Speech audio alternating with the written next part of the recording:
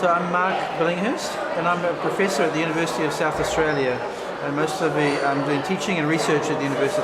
So what can you tell me about this technology, and what is your part in the research?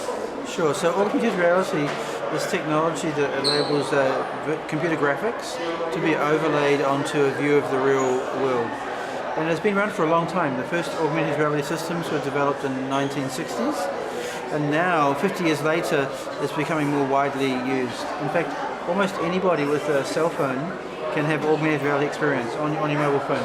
So one popular example is the Pokemon Go game from last year, where people would see on the Pokemon Go the virtual character on the camera view of the real world.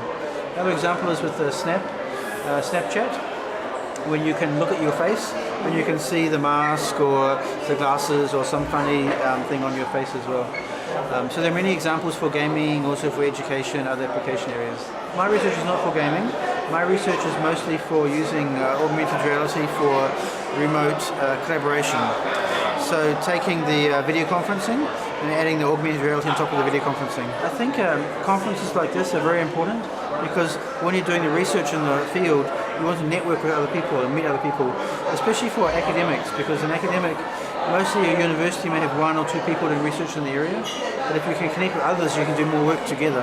So it's very important to have events like this, especially for countries like Brazil, where the augmented reality is getting started, and being able to create the community is very important. But I've been before, there's another workshop, the SVR, and SVR I've been 2 times before. So I've been to this one before, but SBGames first one. So I'm very excited to be here to see what the new research has been doing in the gaming area. Since I came last time, the augmented reality has become much, much easier. So when I first came to Brazil, people did not have the iPhone or the Android phone. So it was 2006, I think. So before iPhone. And then this time, everybody has a smartphone. And it's very, very easy to build the applications on the phone and do the research. So a lot more research that have to come in. So it's very, very exciting now. The future of gaming, mobile phones and technology. Well, I think it's very, very important to have activities like SBGames, and I'm really grateful that the organisers were able to bring me here, because it's really, this opportunity allows the game community to meet with researchers and get new ideas for new games in the future. So I think it's really important for SBGames to happen in Brazil and to have more conferences like this in Brazil so we can keep on growing the gaming community here. In my own country, I'm from New Zealand.